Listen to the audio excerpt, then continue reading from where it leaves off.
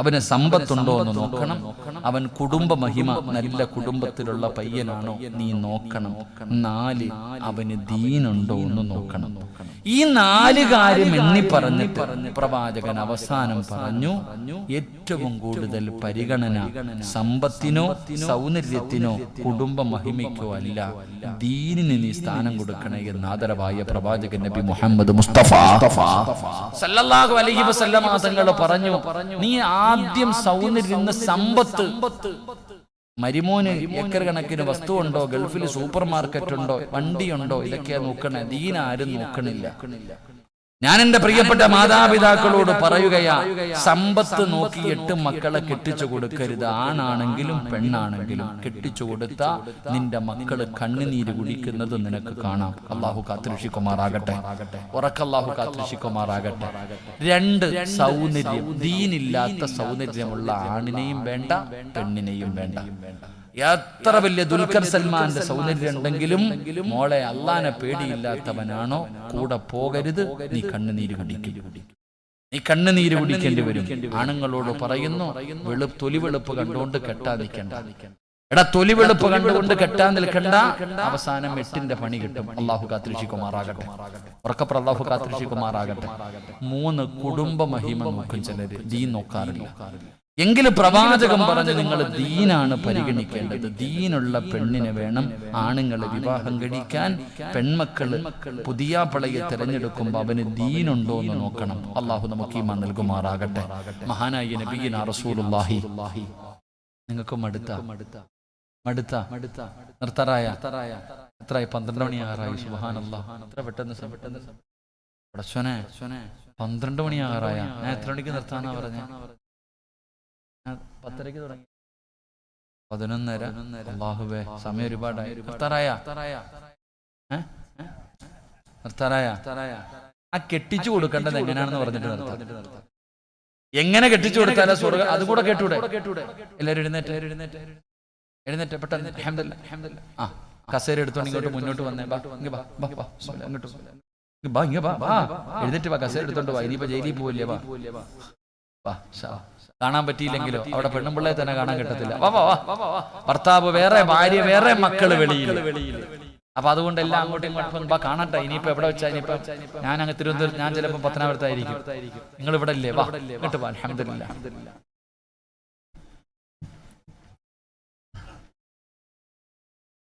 പോണ്ടവർ ഇറങ്ങി പോണ്ട. പക്കറ്റ് പിരിവുണ്ടോ? അവിടെ ഇരിക്കട്ടെ, ചുമ്മാ ആൾക്കാരെ ബുദ്ധിമുട്ടിക്കാതെ. എല്ലാം പാവങ്ങൾ. ഇങ്ങോട്ട് വാ മനുഷ്യന്മാരെ. ദൂരെ പോയി ഇരുന്ന ഒറ്റയ്ക്ക് എവിടെ പോയി കിടക്കേണ്ടി വരും. കൂടെ അടുത്തടുത്തിരി വാ. ജയിലിൽ വെച്ച് കാണുമ്പോൾ പരിചയമെങ്കിലും പുതുക്കാമല്ലോ. വാ. അൽഹംദുലില്ലാഹ്. അല്ലാഹു പരലോകത്ത് വെച്ച് കണ്ടുമുട്ടുന്നവരിൽ നമ്മളെ പെടുത്തുമാറാകട്ടെ. ഇങ്ങോട്ട് വാ. എങ്ങനെയാ പെമ്മക്കളെ കെട്ടിക്കേണ്ടത് കേട്ടോ? ഞാൻ വിശദീകരിക്കുന്നില്ല, പെട്ടെന്ന് പറയാം. റസൂലുള്ളാഹി സ്വല്ലല്ലാഹു അലൈഹി വസല്ലമ തങ്ങൾ മകളെ വളർത്തി. 18 വയസ്സായി ഫാത്തിമ ബീവിക്ക്. വിവാഹ പ്രായമായി. എത്ര വയസ്സായി? 18 വയസ്സ്. പെമ്മക്കൾ പറയും, ഉസ്താദ് എന്റെ വാപ്പാടുത്തെന്ന് പറയാം അല്ലേ? ഫാത്തിമ ബീവിക്ക് 18 വയസ്സായി. റസൂലുള്ളാഹി സ്വല്ലല്ലാഹു അലൈഹി വസല്ലമ തങ്ങൾ കെട്ടിച്ചു കൊടുക്കാൻ തീരുമാനിച്ചു. അപ്പൊ വലിയ സമ്പന്നന്മാര് മുത്തി നബിയുടെ മുന്നിൽ വന്നിട്ട് പെണ്ണി ചോദിച്ചു. കെട്ടിച്ചു കൊടുത്തില്ല.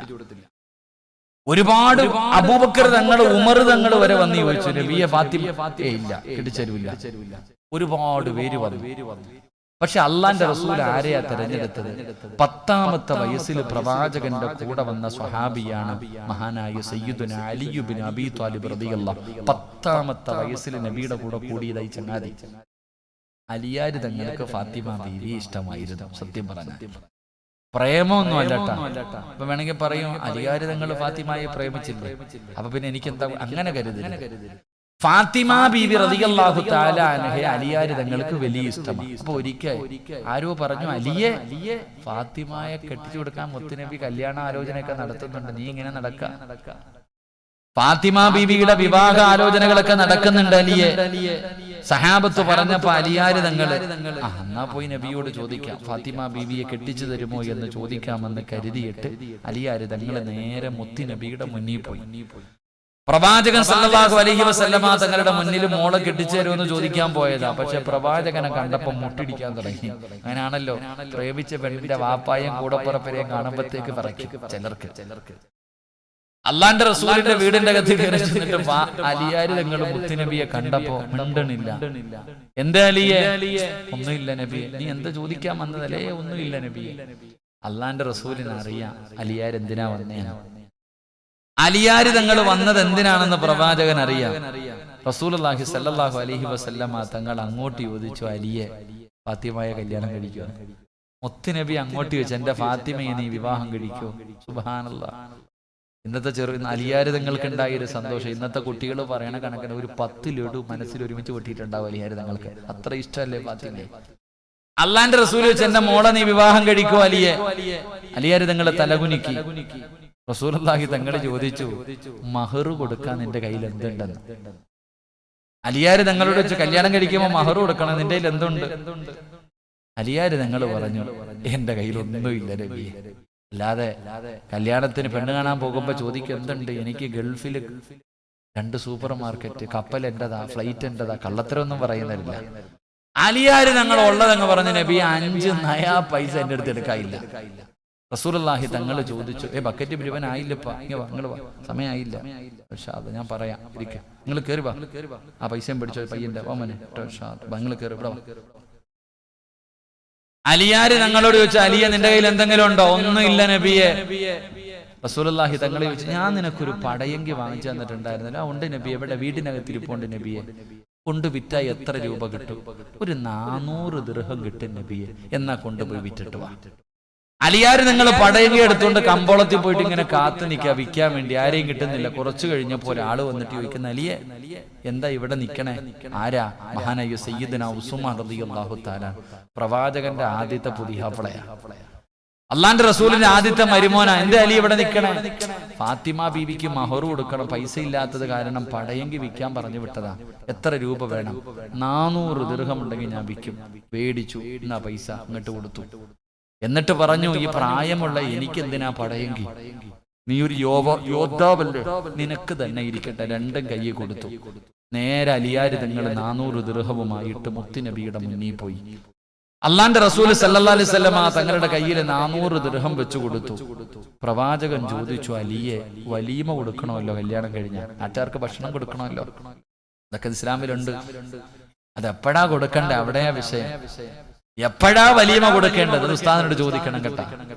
വലീമ കൊടുക്കൽ സുന്നത്തിന്റെ പ്രതിഫലം കിട്ടും. എപ്പോഴാ കൊടുക്കേണ്ടത് ഉസ്താദിനോട് ചോദിക്കണം. കെട്ടിയ ഉടനെ അങ്ങോട്ട് ബിരിയാണി വിളമ്പലല്ല, അവിടെ മനസ്സിലാക്കേണ്ടത്. കല്യാണം കഴിഞ്ഞ ഉടനെ മട്ടൻ ബിരിയാണി പ്രതിഫലം കിട്ടുമോന്ന് ഉസ്താദ്മാരോട് ചോദിക്കണം. അലിയാര് ഞങ്ങളോട് ചോദിച്ചു, വലീമ കൊടുക്കണ്ടേ? ഒന്നുമില്ല നബിയെ.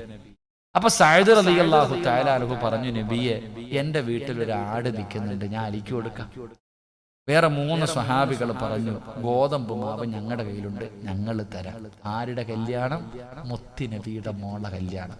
നമ്മുടെ വീട്ടിൽ നടക്കുന്ന കല്യാണം കണ്ടിട്ടുണ്ടോ? ഈ പറയുന്നത് ആരുടെ കല്യാണം? സഅദ് റളിയല്ലാഹു തആല അൻഹു ഒരു ആടിനെ കൊടുത്തു. 3 സ്വഹാബികൾ ഗോതമ്പ് മാവ് കൊടുത്തു, അലിയാര് തങ്ങളുടെ വലീമ നടത്താൻ. വീടിന്റെ അകത്തിരുന്ന പടയങ്കി വിറ്റിട്ട മഹറിന്റെ പൈസ ഉണ്ടാക്കിയേ. അല്ലാഹു അഅലം. നമ്മള് ഇന്നത്തെ വിവാഹം, ഇതാ വിവാഹം. നിങ്ങളാരും പിരിവിന് നടക്കണമെന്നൊന്നും ഞാൻ പറയുന്നില്ല. എത്ര ലക്ഷത്തിന്റെ ചോറ് വേണമെങ്കിലും വെച്ചോ, എത്ര ലക്ഷക്കണക്കിന് രൂപ കൊടുത്തു സ്വർണം വാങ്ങിക്കൊടുത്തോ, കോടിക്കണക്കിന് രൂപയുടെ കാറ് വാങ്ങിക്കൊടുത്തോ, നാട്ടുകാരെ മുഴുവനും വിളിച്ചോ, ഒരു പ്രശ്നവും ഇല്ല. പിന്നെയും ആവശ്യമില്ലാത്ത കുറെ ചെലവുണ്ടല്ലോ, അത് വേണ്ട. ഫാത്തിമ ബീബി റളിയല്ലാഹു തആല അൻഹയുടെ കല്യാണം കഴിഞ്ഞു, വിവാഹം കഴിഞ്ഞു. എന്റെ പ്രിയപ്പെട്ടവരെ, വിവാഹത്തിന് മുമ്പ് അലിയാര് തങ്ങൾക്ക് സ്വന്തമായിട്ട് വീടില്ലാത്തത് കാരണം പ്രവാചകരും സഹാബികളും കൂടെ ഈന്തപ്പന ഓല കൊണ്ടൊരു ചെറിയ റൂം പണിതു. ഈന്തപ്പന ഓല കൊണ്ടൊരു ചെറിയ റൂം പണിതു. താത്തമാരൊക്കെ കേട്ടോണം കേട്ടാ. ഈ കഥ നിന്റെ മോക്ക് പറഞ്ഞു കൊടുക്കണം, പാപ്പ കെട്ടിച്ചു വിടുന്നതിന് മുമ്പ് പറഞ്ഞു കൊടുക്കണം. അങ്ങനെ ഫാത്തിമ ബീവിയുടെയും അലിയാര് തങ്ങളുടെയും കല്യാണം കഴിഞ്ഞു. എടാ ചെറുപ്പക്കാരാ, ദീനുള്ള പെണ്ണിനെ കെട്ടണമെന്ന് പറയുന്ന എന്തിനാന്ന് മനസ്സിലാക്കിക്കും. സഹോദരി, ദീനുള്ള ഒരാണിന്റെ കൂടെയേ ജീവിക്കാൻ പാടുള്ളൂ എന്ന് പറയുന്നതിന്റെ കാരണം നീ കേട്ടോ. അള്ളാഹുവിന്റെ പ്രവാചകന്റെ പൊന്നുമോളുടെ കല്യാണം കഴിഞ്ഞു. 2 പേരും കൂടെ ആദിരാത്രി പോവാ. അലിയാർ തങ്ങളും ഫാത്തിമ ബീവി റളിയല്ലാഹു തആല അൻഹാ രണ്ടുപേരും കൂടെ നിക്കാഹ് കഴിഞ്ഞിട്ട് പടച്ചവനെ രണ്ടുപേരും അവരുടെ മണിയറയിലേക്ക് കടന്നു പോവുകയാണ്. രണ്ടുപേരും മണിയറയ്ക്കകത്തേക്ക് കടന്നു ചെന്നു. അലിയാർ തങ്ങളുടെ പുതിയ വീടിന്റെ അകത്ത് കയറി. അലിയാർ തങ്ങളുടെ വീടിന്റെ വാതിലടച്ചു. ആ വീടിന്റെ അകത്ത് കത്തിച്ചു വെച്ചിരിക്കുന്ന വിളക്കം നനയ്ക്കുകയാണ്. ദീനുള്ള ഒരു പെണ്ണിന്റെ ചരിത്രം കേൾക്കൂ. വീടിന്റെ അകത്ത് കത്തിച്ചു വെച്ചിരിക്കുന്ന വിളക്ക് ാര് നിങ്ങൾ വല്ലാത്ത ഹാപ്പിയില. കാരണം മണിയറയാ, ആദിരാത്രിയാ, അല്ലാഹുവിന്റെ റസൂലിന്റെ പൊന്നുമോള. യാര് നിങ്ങൾ ചിരിക്കുന്ന മുഖത്തോടെ മണിയറയ്ക്കകത്ത് നിൽക്കുമ്പോ സമയനാ സൗതൻ ഹനീനാ. അതിരാത്രിയിൽ ഒരു തേങ്ങൽ കേൾക്കുകയാണ്. മണിയറയ്ക്കകത്തൊരു തേങ്ങൽ കേൾക്കുകയാ. അലിയാര് നിങ്ങൾ അത്ഭുതപ്പെട്ടു. ആരാ പടച്ചവര്? മണിയറയ്ക്കകത്തിരുന്ന് കരയുന്നതാരാണ്? അലിയാര് നിങ്ങൾ ചെന്ന് നോക്കുമ്പോ ഫാത്തിമ ഇരുന്ന് കരയുകയാണ്. ഫാത്തിമ ബീവിയുടെ കങ്കണങ്ങൾ നിറഞ്ഞു വീഴുകയാണ്. അലിയാര് നിങ്ങൾ ചോദിക്കുന്നു, ഫാത്തിമ എന്നെ ഇഷ്ടമായില്ലേ ഫാത്തിമ? ഞാൻ പാവപ്പെട്ടവനായത് കൊണ്ടാണോ ഫാത്തിമ നീ എന്തിനാണ് കരയുന്നത്? ഫാത്തിമ പറഞ്ഞു, ഒരിക്കലും അങ്ങനെ പറയരുത്. നിങ്ങളെ എനിക്ക് വല്ലാത്ത ഇഷ്ടമാണ്. ഏതൊരു പെണ്ണും കൊതിക്കുമല്ലോ. ഏതൊരു പെണ്ണുമലിയെ നിങ്ങളെ ഇഷ്ടപ്പെടുമല്ലോ. എനിക്ക് നിങ്ങളെ വല്ലാത്ത ഇഷ്ടമാണ്. പിന്നെ എന്തിനാണ് ഫാത്തിമ നീ കരയുന്നത്? ഫാത്തിമ ഒന്നും മിണ്ടിയില്ല. ഫാത്തിമയൊന്നും മിണ്ടുന്നില്ല. പിന്നെയും അലിയാര് നിങ്ങൾ ചോദിച്ചു, നീ എന്തിനാ കരയുന്നത്? അയ്യേ, ഈ മണിയറയ്ക്കകത്ത് കത്തിച്ചു വെച്ചിരിക്കുന്ന വിളക്ക് പെട്ടെന്ന് അണച്ചപ്പോ ഈ മണിയറ മുഴുവനും, ഈ റൂം മുഴുവനും വല്ലാത്ത ഇരുള് വന്നല്ലോ. ഇരുട്ട് കണ്ടപ്പോ എനിക്ക് ഓർമ്മ വന്നത് എന്തെന്നറിയുമോ? എന്നെ എല്ലാവരും കൂടെ കുളിപ്പിച്ച് പള്ളിപ്പറമ്പിലെ കുടിക്കകത്ത് കൊണ്ടുപോയി മലർത്തി കിടത്തിയിട്ട് പലകയെടുത്ത് നിരത്തിയിട്ട് മണ്ണിട്ട് മൂടിയിട്ട് പോകുമ്പോ ആ കബറിന്റെ അകത്ത് വല്ലാത്ത ഇരുളാടല്ലോ. എന്റെ കബറിന്റെ അകത്ത് വെളിച്ചമില്ലല്ലോ. അവിടെ വല്ലാത്ത ഇരുട്ടാണല്ലോ. മണിയറയ്ക്കകത്ത് കത്തിച്ചു വെച്ചിരുന്ന വിളക്കണച്ചപ്പ കബറ് ഓർമ്മ വന്നു. യാര് തങ്ങളെ നോക്കുമ്പോ ഫാത്തിമയിരുന്ന് കരയുകയാ. യാര് തങ്ങള് പറഞ്ഞു, കരയല്ലേ ഫാത്തിമ, ഇന്ന് നമ്മുടെ മണിയറയാണ്, ഇന്ന് നമ്മുടെ അതിരാത്രിയാണ്. മണിയറയ്ക്കകത്തിരുന്ന് കരയുകയാണോ ഫാത്തിമ? അലിയാര് തങ്ങൾ ചോദിക്കുമ്പോ ഫാത്തിമ ബീവി റളിയല്ലാഹു തആല കരഞ്ഞുകൊണ്ട് പറയുന്നു, അലിയേ, മണിയറ ഇവിടെയല്ല, മണിയറ ഒരുക്കേണ്ടത് ഇവിടെയല്ല. എവിടെയാണ് യഥാർത്ഥ മണിയറ എന്നറിയോ? എവിടെയാണ് മണിയറ ഒരുക്കേണ്ടതെന്നറിയോ? അൽ ഖബറു അവ്വലു മൻസിലിൻ മിൻ മനാസിൽ ആഖിറ. പുതുമണവാളനോട് മണവാട്ടി പറഞ്ഞു കൊടുക്കുന്നു, അലിയേ, എന്തിനാ ഫാത്തിമ മണിയറയ്ക്കകത്തിരുന്ന് കരയുന്നത് എന്ന് ഭർത്താവ് ചോദിച്ചപ്പോ ഭാര്യ പറയുന്നു, ഇവിടെയല്ല മണിയറ, പള്ളിപ്പറമ്പിലെ കബറിന്റെ അകത്താ മണിയറ പിടിക്കേണ്ടത്. അവിടെയല്ലേ മണിയറ വേണ്ടത്, അവിടെയല്ലേ മണിയറയാക്കേണ്ടത്. അലിയേ, അതിനകത്ത് മണ്ണാണ് അലിയേ, കബറ് ഞെരിക്കും അലിയേ, കബറ് ഇടുങ്ങിയതാലിയേ, അതിനകത്ത് പാമ്പുകളും തേടുകളും ഉണ്ടറിയേ. മണിയറയ്ക്കകത്ത് കയറി വന്ന ഭർത്താവിനോട് പഠിച്ചവനെ വിഭാഗത്തിന്റെ ഒന്നാമത്തെ രാത്രി കബറിനെ കുറിച്ച്, കബറിന്റെ ഏകാന്തതയെ കുറിച്ച്, കബറിന്റെ ഞെരുക്കത്തെ കുറിച്ച്, കബറിന്റെ അദാബിനെ കുറിച്ച് തന്റെ പ്രിയപ്പെട്ട ഭർത്താവിനോട് പറഞ്ഞിട്ട് പറയുകയാ, ഇന്ന് ജീവിതത്തിൽ ഏറ്റവും സന്തോഷമുള്ള രാത്രിയാ. അതുകൊണ്ട് അലിയേ, നമുക്കിവിടെ മുസ്തഖബർസല്ല വിരിച്ചിട്ട് നിസ്കരിക്കാം, നമുക്കൊരുമിച്ച് നമസ്കരിക്കാം, നമുക്കൊരുമിച്ചിരുന്ന് തൗബ ചെയ്യാം, നമുക്കിവിടെ ഇരുന്ന് ഖുർആൻ ഓതാം. നമ്മുടെ മണ്ണറ മണിയറയാക്കാം, നമ്മുടെ മണ്ണറ മണിയറയാക്കാം. ചെറുപ്പക്കാരാ, മണിയറയ്ക്കകത്തേക്ക് കടന്നു വന്ന പ്രിയപ്പെട്ട ഭർത്താവിനോട് ഖബറിനെ കുറിച്ച് പറഞ്ഞ് കരയിപ്പിച്ചിട്ട് ആ രാത്രി മുഴുവനും മണ്ണറ മണിയറയാക്കാൻ പരിശ്രമിച്ച പെണ്ണാണ് ഫാത്തിമ. അതുകൊണ്ട് ചെറുപ്പക്കാരോട് പറയുകയാ, ഫോൺ നമ്പർ തരാൻ, ചിരിച്ചു കാണിക്കാനും ഇറങ്ങി വരാനും 100 പെണ്ണുങ്ങളെ കിട്ടുമടാ ചെറുപ്പക്കാരാ. കൊണ്ടുവരല്ലേടാ, വിളിച്ചോണ്ട് വരല്ലേ മോനെ. ദീനുള്ളവളെ കെട്ടടാ, ദീനുള്ള പെണ്ണിനെ ഭാര്യയായിട്ട് കിട്ടണമെങ്കിൽ യോഗം വേണമടാ. അതിനൊരു പുണ്യം ചെയ്യണം ചെറുപ്പക്കാരാ, അതിനൊരു ഭാഗ്യം വേണം ചെറുപ്പക്കാരാ. ദീനുള്ള പെണ്ണിനെ കിട്ടിയ വിവാഹം കഴിഞ്ഞ് സർവ ആർഭാടങ്ങളും ആഘോഷങ്ങളും കഴിഞ്ഞ് പാതിരാത്രി മണിയറയ്ക്കകത്തേക്ക് കടന്നിടുന്നുണ്ടോ പുതുമണവാട്ടി മണിയറയ്ക്കകത്തിരിക്കുകയാണ്. മണിയറയ്ക്കകത്ത് കയറി ചെല്ലുന്ന ഭർത്താവിനോട് പുതിയ പെണ്ണ് ചോദിക്കുന്നു, ആഘോഷങ്ങളൊക്കെ കഴിഞ്ഞില്ലേ, അഴിച്ചുപൊടിയെല്ലാം കഴിഞ്ഞില്ലേ, ഇക്കാല തിരക്കുകളൊക്കെ തീർന്നില്ലേ, നമ്മുടെ ജീവിതത്തിലെ ഏറ്റവും മനോഹരമായ ദിവസമല്ലേ, അതുകൊണ്ട് പോയി ഒന്നുപെടുത്തിട്ട് വായിക്കാം, പോയി ഒന്നുപെടുത്തിട്ട് വായിക്കാം. ഈ മണിയറയ്ക്കകത്ത് മുസല്ല വിരിച്ചിട്ട് ഇമാമത്ത് നിൽക്കുവോ, ഞാനിക്കാടെ പുറകിൽ നിന്ന് നിസ്കരിക്കട്ടെ, നമുക്കൊരു ശുക്രന്റെ നിസ്കാരം നിസ്കരിക്കാം. പുതിയ പെണ്ണ് ഭർത്താവിനോട് പറയുകയാ, ഇക്കാ ഒലുവെടുത്തിട്ട് വാ, നമുക്ക് രണ്ടുപേർക്കും കൂടെ മണിയറക്കകത്തിരുന്നിട്ട് നമുക്ക് അല്ലാഹുവിന്റെ മുന്നിൽ 2 റക്അത്ത് ജമാഅത്തായി നിസ്കരിക്കാം.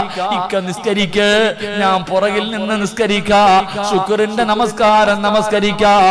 ദീനുള്ള പെണ്ണു ഭർത്താവിനോട് പറഞ്ഞു കൊടുക്കും. അവസാനം ഒലുവെടുത്തിട്ട് രണ്ടുപേരും മണിയറക്കകത്തിരുന്ന് നിസ്കരിക്കും. നിസ്കാരം കഴിയുമ്പോ ഭർത്താവിന്റെ കയ്യിൽ പിടിച്ചിട്ട് ഭാര്യ പറയുന്നു, ഇക്കാ നമ്മൾ രണ്ടുപേരും ഒരുപാട് പാപം ചെയ്തവരാ, ഇന്നലെ വരെ ഞാനും നിങ്ങളും ഒരുപാട് പാപം ചെയ്തു, ഇന്ന് മുതൽ പുതിയ ഒരു ജീവിതം തുടങ്ങുകയല്ലേ, അതുകൊണ്ട് ഈ പായിലിരുന്നിട്ട് കരഞ്ഞുകൊണ്ട് തൗബ ചെയ്യിക്ക. മണവാട്ടി മണിയറയ്ക്കകത്ത് വെച്ച് ദീനുള്ള പെണ്ണാണെങ്കിൽ ഭർത്താവിനോട് പറയുമിക്ക, ഈ മണിയറയ്ക്കകത്തിരുന്ന് തൗബ ചെയ്യ്, ഞാൻ ആമീൻ പറയാ. ഭർത്താവ് മണിയറയ്ക്കകത്ത് മുസല്ല വിരിച്ചിട്ട് ചെയ്തു പോയ പാപങ്ങളല്ലാതെ മുന്നിലേറ്റു പറയുമ്പോ പുതിയ പെണ്ണ് പുറകിലിരുന്നിട്ട് നെഞ്ചു പൊട്ടിയട്ടാമീൻ പറയുകയാണ്. അവിടെ ഇരുന്ന് തൗബ ചെയ്തു, ദുആ ചെയ്ത് കഴിയുമ്പോ ദീനുള്ള ഭർത്താവിനോട്, ദീനുള്ള പെണ്ണ് ഭർത്താവിനോട് പറയുന്നു, ഇക്കാ ഭർത്താവ് ഭാര്യയുടെ തലയിൽ കൈവച്ചിട്ട് ദുആ ചെയ്യണമല്ലോ. ഭർത്താവ് ഭാര്യയുടെ തലയിൽ കൈവച്ചിട്ട് ആദിരാത്രിയിൽ ദുആ ചെയ്യാൻ മുത്തുനബി പറഞ്ഞിട്ടുണ്ടല്ലോ. ഇക്ക എന്റെ തലയിൽ കൈവച്ചിട്ട് ദുആ ചെയ്യ്. ഭർത്താവ് പറയുന്നു, ദുആ എനിക്കറിയില്ല, ഞാൻ പറഞ്ഞു തരാമിക്ക, എന്റെ തലയിൽ കൈവച്ചിട്ട് ദുആ ചെയ്യിക്ക. അങ്ങനെ ഭർത്താവ് ഭാര്യയുടെ തലയിൽ കൈവച്ച് ദുആ ചെയ്തു. രണ്ടുപേരും കിടപ്പറയിൽ കയറി കിടന്നു. വെളുപ്പാങ്കാലം 4 മണിയായപ്പോ പുതിയ പെണ്ണ് അലാറം വെച്ച് എഴുന്നേക്കുകയാ. ഉറങ്ങിക്കിടക്കുന്ന ഭർത്താവിനെ വിളിക്കുന്നു, ഇക്കാ എഴുന്നേക്കിക്ക, നിസ്കരിക്കണ്ടേ ഇക്ക, സുബഹിക്ക് ബാങ്ക് വിളിക്കാ സമയമായിക്ക, എഴുന്നേക്കിക്ക. പടച്ചവനെ ഭാര്യ ഭർത്താവിനെ വിളിക്കുകയാണ്. എഴുന്നേക്കാതെ വരുമ്പോ ഇതിനുള്ള പെണ്ണ് പറയുന്നു, ഇക്ക ഇന്നലെ വരെ എങ്ങനെയായിരുന്നു എന്ന് എനിക്കറിയണ്ട, ഇന്നലെ വരെ നിങ്ങൾ നിസ്കരിച്ചോ നിസ്കരിച്ചില്ലേ എനിക്കറിയണ്ട, ഇന്നു മുതൽ നിങ്ങളുടെ ഭാര്യയാണ് ഞാൻ, നിങ്ങൾ എന്റെ ഭർത്താവാണ്, എനിക്ക് നിസ്കരിക്കുന്ന ഒരു ഭർത്താവിനെയാണ് വേണ്ടത്. ഭർത്താവിനെ ഉറക്കത്തിൽ നിന്ന് വലിച്ചു പൊക്കി കുളിപ്പരകിൽ കൊണ്ടുപോയി കുളിപ്പിച്ചു, ഒലുപെടുപ്പിച്ചു. രണ്ടുപേരും കൂടെ തഹജ്ജുദ് നിസ്കരിച്ചു. നിസ്കാരപ്പായിലിരിക്കുമ്പോ അരീക്കോട് പള്ളിയിൽ നിന്ന് സുബഹി ബാങ്ക് വിളിക്കുകയാ. ഭാര്യ പറയുന്നു, ഭാര്യയ്ക്കും ഭർത്താവിനും ഒരുമിച്ച് നമസ്കരിക്കാമല്ലോ. നിങ്ങൾ ഇമാമത്ത് നിൽക്കൂ, നിങ്ങൾ ഇമാമത്ത് നിൽക്കൂ, ആ പുറകിൽ നിന്ന് ജമാഅത്തായി നമസ്കരിക്കാ. ദീനുള്ള പെണ്ണിങ്ങനെ പറഞ്ഞു തരുമടാ ചെറുപ്പക്കാരാ. ദീനുള്ള പെണ്ണ് അങ്ങനെ പറഞ്ഞു തരും. അങ്ങനെയുള്ള പെണ്ണിനെ വേണമെങ്കിൽ ദീനുള്ളവളെ കെട്ട്. അള്ളാഹു ഈമാൻ നൽകി അനുഗ്രഹിക്കുമാറാകട്ടെ. ഫാത്തിമ ബീവി റളിയല്ലാഹു തആല അൻഹ മണിയറക്കകത്ത് കയറി വന്നപ്പോ ഫാത്തിമ ബീവി കരയുന്നത് കണ്ടപ്പോ അലിയാര് തങ്ങൾ പറഞ്ഞു, ഫാത്തിമ ഇത് മണിയറയാ ഫാത്തിമ, ഈ ആദിരാത്രി ഇവിടെ ഇരുന്നിട്ട് കരയാണോ? അലിയാര് തങ്ങളോട് പറഞ്ഞു, ഇവിടെയല്ല മണിയറ, പള്ളിപ്പറമ്പിലാ മണിയറ. അലിയേ, ആ മണ്ണറ മണിയറയാക്കണമെങ്കിൽ ഇന്ന് നമുക്ക് ഒരുമിച്ച് നിസ്കരിക്കണം, നമുക്കൊരുമിച്ച് തൗബ ചെയ്യണം, ഒരുമിച്ച് ഖുർആൻ ഓതണം. അതാ ദീനുള്ള പെണ്ണ്, അതാ ദീനുള്ള പെണ്ണ്. എന്റെ പ്രിയപ്പെട്ടവരെ, ഫാത്തിമ ബീവി റളിയല്ലാഹു തആല അൻഹയുടെ മണിയറ എങ്ങനെയായിരുന്നു എന്നറിയോ? കേക്കാമിനത്ത ഫാത്തിമ ബീവിയും അലിയാര് തങ്ങളും ഓലശെട്ട് ഈന്തപ്പന ഓലകൾ കൊണ്ട് നെയ്ത ഒരു കുടില്. തറയില് ചരൽ കല്ലുകളാ, വിരിപ്പില്ല, പായില്ല, മെത്തയില്ല, ഒന്നുമില്ല. അലിയാര് തങ്ങളും ഫാത്തിമ ബീവിയും കടന്നത് എങ്ങനെയാണെന്നറിയോ? അലിയാര് തങ്ങളുടെ വീട്ടില് ഒരാടിന്റെ തോലുണ്ടായിരുന്നു, ഒരാടിന്റെ തോല്. ഈ ആടിന്റെ തോല് വിരിച്ചിട്ട് അലിയാര് തങ്ങളും ഫാത്തിമ ബീവിയും കടന്നുറങ്ങും. ഒരാടിന്റെ തോലിന്റെ മുകളിൽ, അത് കല്ലിന്റെ മുകളിൽ വിരിച്ചിട്ട് രണ്ടുപേരും കൂടെ കെട്ടിപ്പിടിച്ച് കടന്നുറങ്ങും. രാവിലെ ആയാൽ അലിയാര് തങ്ങൾ ഈ തോലെടുത്തിട്ട് അലിയാര് തങ്ങൾക്കൊരു കുതിരയുണ്ട്, അതിന്റെ മുന്നിൽ കൊണ്ടുവെക്കും. ഈ ആടിന്റെ തോല് കൊണ്ടുപോയി കുതിരയുടെ മുന്നിൽ വെച്ചിട്ട് തീറ്റി വാരിയിട്ട് കൊടുക്കണം. അതിനകത്ത് ആ കുതിര വെള്ളം കുടിക്കണത് ഈ തോലിന്റെ മുകളിൽ ഒഴിച്ചിട്ടാണ്. രാത്രിയായ ഇത് കഴുകി വിരിച്ചു കിടക്കും, രാവിലെയായ തീറ്റിയിടാൻ കൊണ്ടുവെക്കും. ഇതായിരുന്നു ഫാത്തിമ ബീവിയുടെ മണിയറ. ഇതായിരുന്നു ഫാത്തിമ. ലോകത്തിന്റെ റാണി ഉണ്ടല്ലോ, സ്വർഗത്തിന്റെ റാണി, ആ റാണിയുടെ മണിയറ ഇതായിരുന്നു. പൊന്നുമോളെ വിവാഹം കഴിച്ചു കൊടുത്തതിന് ശേഷം ഒരു ദിവസം കാണാൻ പോയി വാപ്പ. നബി സല്ലല്ലാഹു അലൈഹി വസല്ലമ തങ്ങൾ പൊന്നാര മകളുടെ വീട്ടിൽ പോയപ്പോ ഇരുന്ന് വാപ്പാനെ കണ്ടതും ഫാത്തിമ ബീവി കരയാൻ തുടങ്ങി. എന്തേ മോളെ കരയണേ? ഭക്ഷണം കഴിച്ചിട്ട് 3 ദിവസമായി വാപ്പ പട്ടിണിയാ.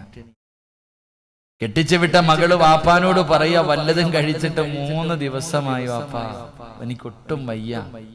നമ്മളാണെങ്കിൽ പറയും, എല്ലാം വാരി കെട്ടിക്കോ, പോകാം, പൊറുതിയൊക്കെ മതി, വാ മോളെ, അടുത്ത വണ്ടി കയറ്റി വീട്ടിൽ കൊണ്ടുവരും.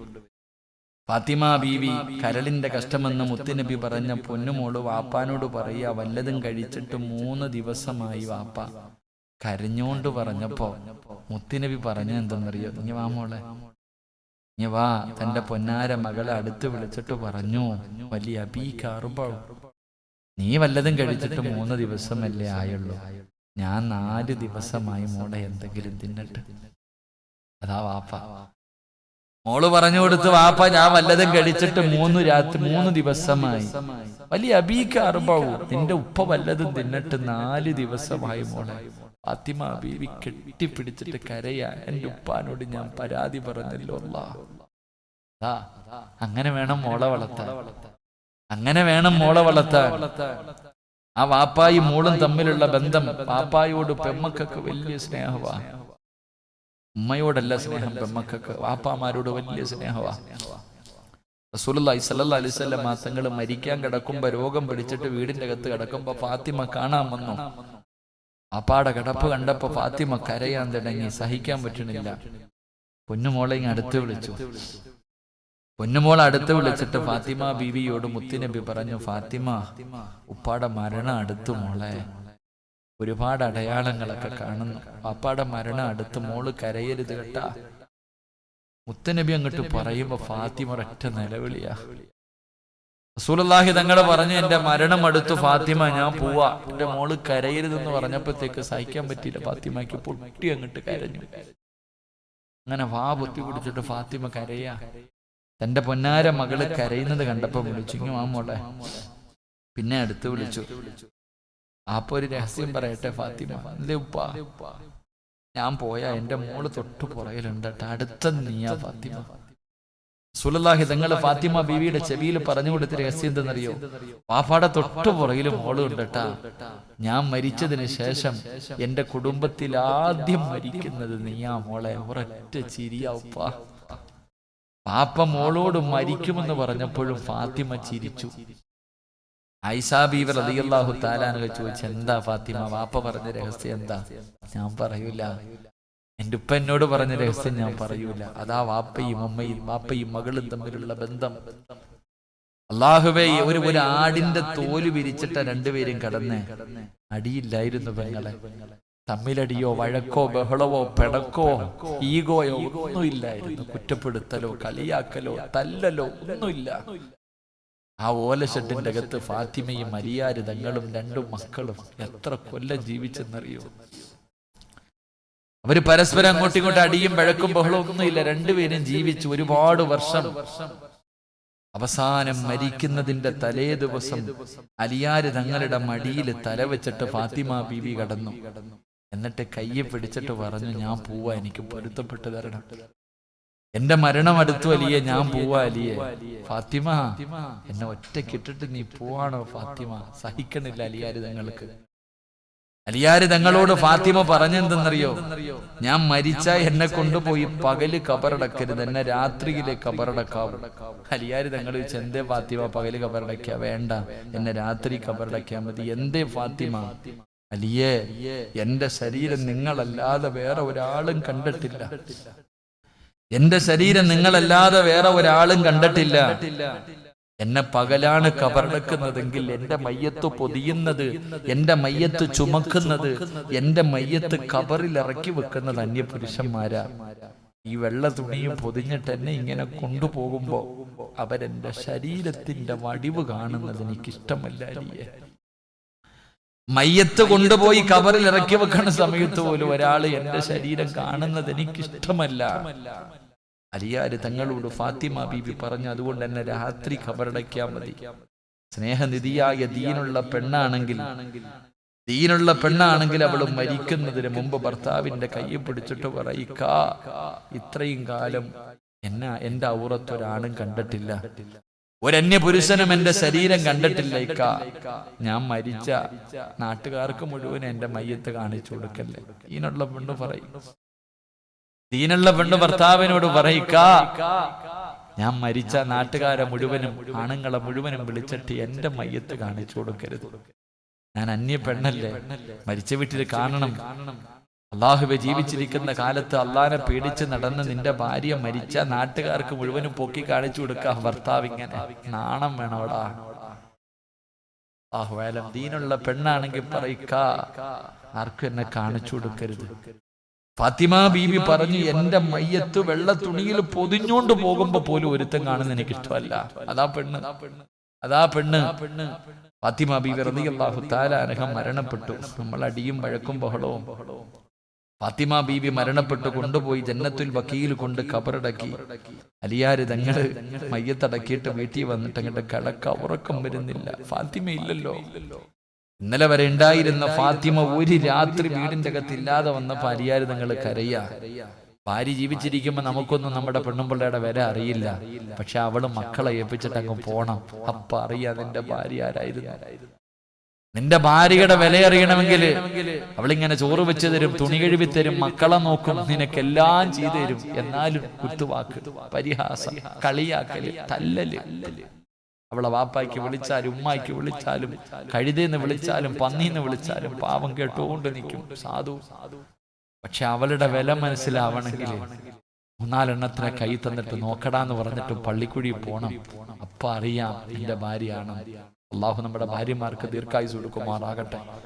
ഫാത്തിമ ബീബി റളിയല്ലാഹു തആല അൻഹയുടെ മയ്യത്ത് കബറടക്കിയിട്ട് വീടിന്റെ അകത്ത് വന്ന് കിടന്നിട്ട് ഉറക്കം വരണ അലിയാർക്ക്. രാത്രി എഴുന്നേറ്റ് കള്ളു കുടിക്കാനൊന്നും പോയില്ല, കൂട്ടുകാരുടെ കൂടെ ഒന്നും പോയില്ല, കടപ്പുറത്തൊന്നും പോയിരുന്നില്ല.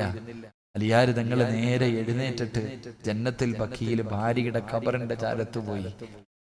അലിയാര് തങ്ങള് നേരെ തന്റെ ഭാര്യയുടെ ഖബറിന്റെ ചാരത്ത് പോയിരുന്നിട്ട് അസ്സലാമു അലൈകി യാ ഫാത്തിമ, ഭാര്യയുടെ ഖബറിന്റെ അടുക്ക പോയിട്ട് സലാം പറഞ്ഞു. ഫാത്തിമ ബീവി സലാം അടക്കിയില്ല, ഖബറിൽ കിടക്കല്ല, സലാം അടക്കിയില്ല. ഭാര്യയും ഭർത്താവും കൂടെ കിടപ്പറയിൽ പിണങ്ങിക്കിടക്കുമ്പോ പിണങ്ങിക്കിടക്കുന്ന ഭാര്യയുടെ പിണക്കം മാറ്റുന്നത് പോലെ അലിയാര് തങ്ങള് ഖബറിന്റെ ചാരത്ത് പോയി നിന്നിട്ട് ചോദിച്ചു, ഫാത്തിമ എന്തേ നീ എന്റെ സലാം അടക്കാത്തെ? എന്നോട് പിണങ്ങിയോ ഫാത്തിമ? എന്നോട് പിണക്കമാണോ ഫാത്തിമ? വീണ്ടും സലാം പറഞ്ഞു, മടക്കു ഫാത്തിമ. അലിയാര് തങ്ങളുടെ സലാം അടക്കണില്ല. അലിയാര് തങ്ങൾ ചോദിക്ക, ഇത്ര പെട്ടെന്ന് നീ എന്നെ മറന്നുപോയോ ഫാത്തിമ? എന്നിട്ടും സലാം അടക്കാതെ വന്നപ്പോ അലിയാര് തങ്ങൾ ഭാര്യയുടെ ഖബറിന്റെ ചാരത്തിരുന്നിട്ട് ഖബറിന്റെ മുകളിൽ കൈവച്ചു. എന്നിട്ട് ഖബറിനോട് ചോദിക്ക, എന്റെ ഫാത്തിമയ്ക്ക് എങ്ങനെയുണ്ട് അലി? അലിയാര് തങ്ങൾ തന്റെ ഭാര്യയുടെ ഖബറിന്റെ മുകളിൽ കൈവച്ചിട്ട് ഖബറിനോട് ചോദിക്ക, എന്റെ ഭാര്യയ്ക്ക് എങ്ങനെയുണ്ട്? എന്റെ ഫാത്തിമയുടെ പുതിയ വീട് എങ്ങനെയുണ്ട്? ഖബറേ, എന്റെ ഫാത്തിമ ആരെന്നറിയോ? എന്റെ ഫാത്തിമ ആരെന്നറിയോ? കല്യാണത്തിന്റെ ഒന്നാമത്തെ രാത്രി മണിയറയ്ക്കകത്ത് കയറി ചെന്ന് എന്നോട് നിന്നെ കുറിച്ച് പഠിപ്പിച്ചെന്നവളാ എന്റെ ഭാര്യ. വിവാഹത്തിന്റെ ഒന്നാമത്തെ രാത്രി മണിയറയ്ക്കകത്ത് കയറി ചെന്നപ്പോ ആ ആദ്യ രാത്രിയിൽ നിന്നെ കുറിച്ച് പറഞ്ഞു തന്നിട്ട് നെഞ്ചുപൊട്ടി കരഞ്ഞവളാ എന്റെ ഫാത്തിമ. എന്റെ ഫാത്തിമയെ നീ വേദനിപ്പിക്കരുത്. എന്റെ ഫാത്തിമയുടെ വിശേഷം എന്താ? എന്റെ ഫാത്തിമയോട് എന്റെ സലാം അടക്കാൻ പറയുന്ന ഭാര്യയുടെ ഖബറിന്റെ ചാരത്ത് രാത്രി പോയിരുന്നിട്ട് കരഞ്ഞുകൊണ്ട് പറയാ ഭർത്താവ്. എന്റെ പ്രിയപ്പെട്ടവരെ, ഇങ്ങനെയുള്ളൊരു ജീവിതം വേണമെങ്കിൽ ഇതൊന്നും കഥയല്ലല്ലോ, ഇതൊന്നും വെറുതെ എഴുതി വെച്ചിരിക്കണ ഒരു തിരക്കഥയോ സാങ്കല്പിക കഥയല്ലല്ലോ. ഇത് മുത്തി നബിയുടെ പൊന്നുമോള് ജീവിച്ചതല്ലേ സഹോദരി. അതുകൊണ്ട് എന്റെ പ്രിയപ്പെട്ടവരോട് പറയുകയാ, മക്കളെ വളർത്തുമ്പോ ഈ ചരിത്രങ്ങളൊക്കെ പെൺമക്കൾക്ക് പറഞ്ഞു കൊടുക്കണം, പെൺമക്കൾക്ക് പഠിപ്പിച്ചു കൊടുക്കണം. ആ ജീവിതത്തിന്റെ ചരിത്രങ്ങൾ പഠിക്കുമ്പോൾ ഏതു ത്യാഗം സഹിക്കാനും നമ്മുടെ മക്കൾ തയ്യാറാകും. പിണങ്ങി വീട്ടിൽ വന്ന് അടിയും വഴക്കും ബഹളവും ഇല്ല. അതുകൊണ്ട് റസൂലുള്ളാഹി സ്വല്ലല്ലാഹു അലൈഹി വസല്ലമ തങ്ങൾ പറഞ്ഞു, ഏതെങ്കിലും ഒരു മാതാപിതാക്കൾ ദീൻ പറയുന്ന രീതിയിൽ രണ്ട് പെൺമക്കളെ വളർത്തി ദീൻ പറയുന്ന രീതിയിൽ അവരെ വിവാഹം കഴിച്ചു കൊടുത്താൽ ആ വാപ്പയും അമ്മയും നാളെ സ്വർഗത്തിൽ എന്റെ കൂടെയാണെന്ന് ആദരവായ പ്രവാചകൻ നബി മുഹമ്മദ് മുസ്തഫ